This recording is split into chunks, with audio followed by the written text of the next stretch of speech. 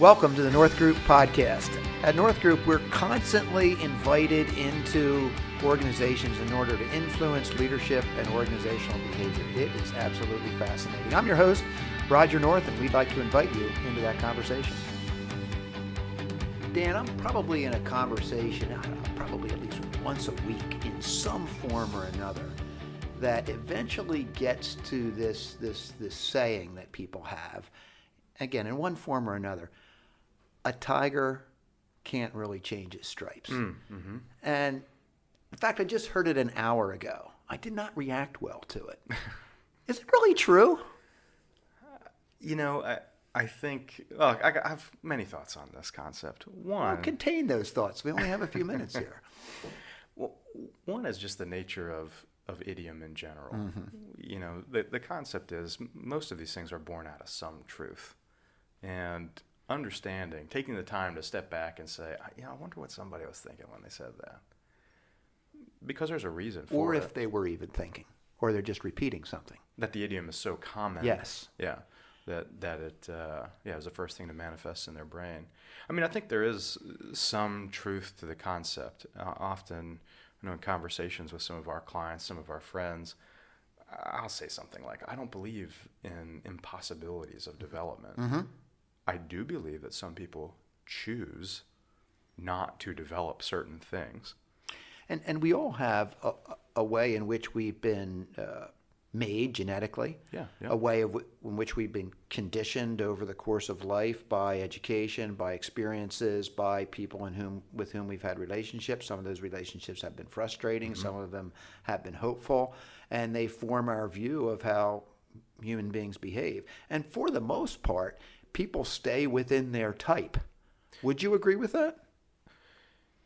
By the way, I'm talking to Dan Burkholder. We're like 5 minutes into this thing. I didn't even introduce him. Dan Burkholder is one of my favorite people in the world. We happen to work together at North Group. But anyway, Dan.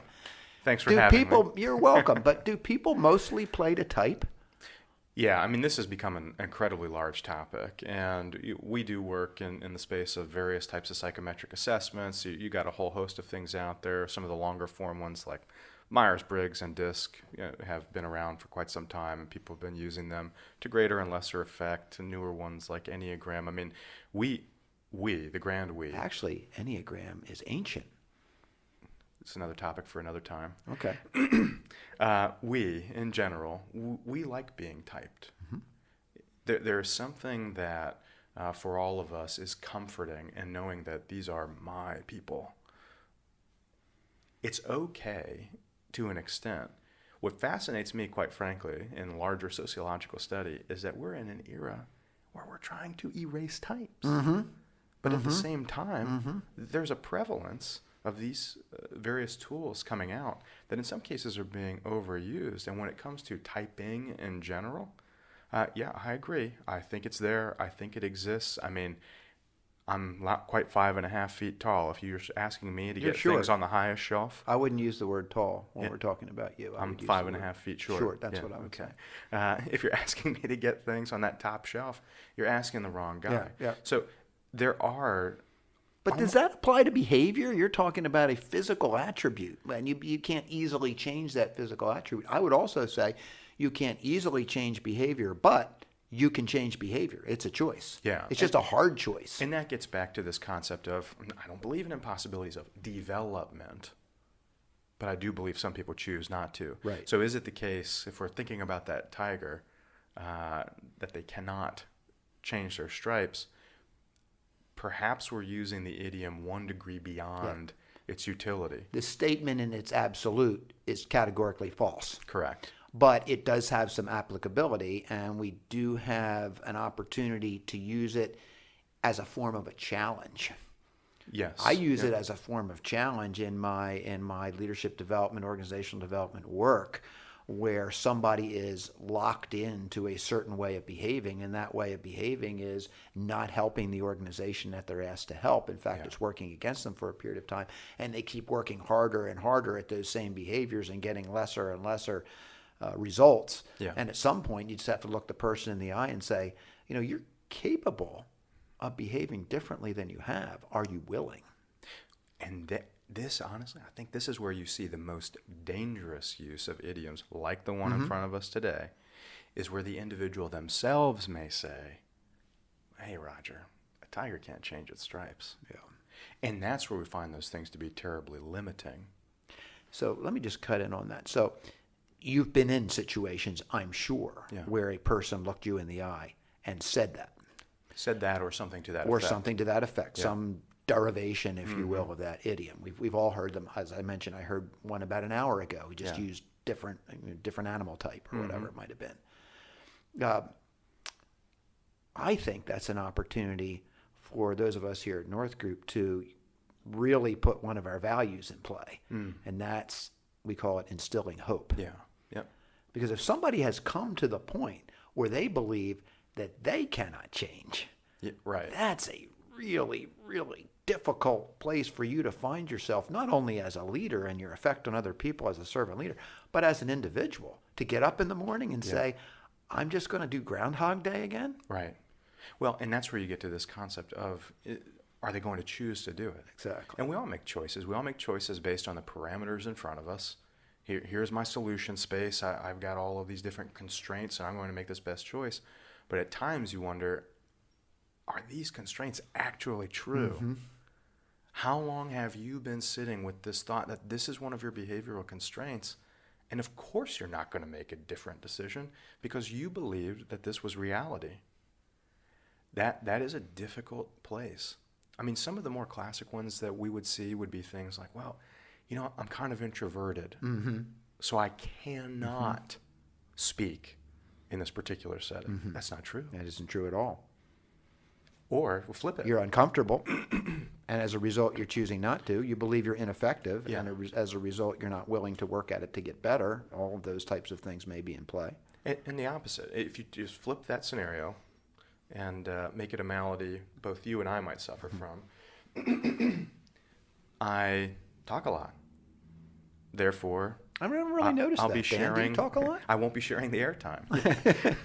This is interesting. This is the first one of these that we're doing, and we selected the two of us to go first. This may go on for a while. But you see, I mean, how many times people will, for whatever reason, hey, I've been psychologically profiled this way. I am this ethnicity, therefore I do this behavior. My mother or father engage in this behavior, therefore I engage in this behavior. I'm not diminishing the context for your scenario, but to make it the case that you have then solidified in perpetuity, that seems a little silly. Yeah, and it lacks hope. One of my favorite, I hear a lot of stories. You hear a lot of stories in the context of your life and your work. Probably my favorite type of story to hear is when somebody reveals that they've broken a dysfunctional pattern that existed in their life or in their origin. When somebody, it's not simple to do, but a simple story would be somebody that's born into the family of an alcoholic, where the grandfather was an alcoholic and the great-grandfather was an alcoholic, and there was alcohol in the house, and the behaviors that were associated with that were quote-unquote normal behaviors, and that person one day decides, that's not going to be my pattern. I love to hear those stories and listen to a person about how they went about and accomplished that, broke the pattern, and created something better and more hopeful for their future and for the future of others in their orbit. I mean, that is just a beautiful thing, and that is one of the examples of, I guess, my belief about this idiom, and I'll bounce this off of you because I don't know if I've shared this before, but I often have people say some derivation of the idiom,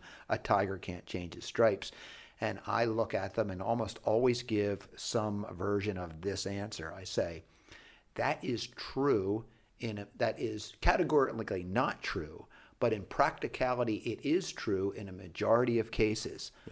But we absolutely, positively have the ability to change. And if we didn't, what is human existence? What is human potential? What is servant leadership, for heaven's sake, even about, if we believe that we're typecast throughout life for behaviors that were somehow genetically or conditionally bred into us? I mean, that is just a hopeless way of looking at the world. Yeah. And you think about those stories, how hope-filled they are, and they're so wonderful because you have something to come back to with the individual to say, you've done this before. You've done it before. You can do it again. And there's a story for everybody. I mean, everybody at some point in their life, whether they can remember it or not, whether it was hopeful to them or not, there was some point in their life where they acted, behaved, even believed differently for a period of time in order to extract themselves from a negative situation or affect a different result in the way something was headed. Everybody has done that, even if it's in a very small and limited situation. So we have that capability, but it's hard. Yeah. And the older you get, the harder it is, because patterns are inbred into human existence, more for some people than others. But. And what I think the false belief, if you associate with the idiom, would be is those stripes become darker and deeper. Good. Yeah, true. But this is old phrasing. I'm going to butcher it if I've heard enough people use it in different ways that I'm not sure where the genesis of the phrase comes from. But generally, people do not change until the present pain is so great that the change they're considering has to have an even greater perceived payoff.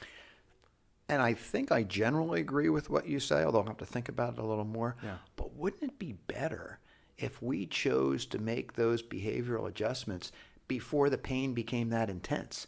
Yeah. Why does pain need to be the stimuli? And I think in a lot of ways that's what we're hoping to be about as an organization, is to identify simply what does this organization need in order to live out its mission, to behave in alignment with its values, to live out a strong and adhering, cohesive kind of culture. And then how do you normally behave as a leader? Yeah. And which parts of your behavior are coherent, in alignment with what we just expressed about our hopes for the organization, and which aren't? Yeah. And if there's some that aren't, and there almost always will be, don't we have an opportunity then to say, get up in the morning and say, I'd rather behave this way because it's easy, but what's needed from me today is something different than that. And for you and I, a simple one would be to shut up once in a while, and let somebody else express themselves. Probably got a lot of colleagues who are going to clap when they hear this part of the podcast. They very well may, and good for them. Yeah, I agree with you. And I think that, when you think about the concept of the pain, one of the things that idioms can do is they can make the complex simple, but I'm not always sure they make the complex clear. Right? Those are slightly different concepts. They're not synonyms. Agreed. And when you think about this notion of a tiger can't change its stripes, we could talk about we can unpack this for a much longer time than we have here today. But you are dehumanizing who we are. Absolutely. For starters. I agree with that 100%. Do I believe that we are animals? Yeah, but I believe that we're a higher animal. And this concept of waiting until pain, a lot of animals do that. We're not them. We have the ability with foresight to say, if we continue in this pattern, or I see this external factor coming that's not even here yet, we can make a behavioral change before we even get there. I mean, you think about some of the work that I know you've done, some of the work that I've done, particularly with folks that might be within a 5-year window of retiring. Right. Often I'll think that the best conversations that we have is a transition of one word. I want you to stop thinking about what you're retiring from and start thinking about what you're retiring to. Yes, beautiful. The change of one word, and it's not here yet. But we know that it's on its way. So what can we start doing a little bit differently today? We don't have to even experience that painful point. We do succession planning, transition, leadership development. We want to get out in front of it. Yeah. Who should you promote into that position? Why don't you promote the person who's already doing that job and just doesn't have that title yet? So there are a number of things that, to use a particular idiom and have it so ingrained into your philosophy, it cheapens who we are. It's damaging to the forward movement of life and to the forward movement of organizations. I think I'm going to put a wrap on this by sharing, one of the most poignant conversations I think I've had in my work over the last decade or so. I was sitting with a young leader at the time. He was in a succession process with his dad, and he's very, very different type, if you will, than his dad. His dad was outgoing, he was charismatic, he was forceful, he was well known in the community, and he had used that, those skills, those gifts to build the business in a positive way. His son was almost the polar opposite of that. And we were looking at some assessment tools that we had used in his case. And very, very humble sort of young gentleman. And he looked at me and he said, Roger, we just went over my assessment, and I'm wondering, can you lead from this type? And it was a wonderful moment because it gave me an opportunity to instill hope. Yeah. And as I think about that young man today, now a middle-aged man, leading a bigger, more progressive, more community-oriented, more successful organization than what he inherited, I feel hope. Yeah. Because I think what I learned there, and I learn it over and over again, is that a tiger can change his stripes, but he needs to understand his stripes as a way to get started on that. I fully agree. Thanks for that story. Dan, thanks for being with me today on the North Group Podcast. Hey, thank you, Roger. You're welcome.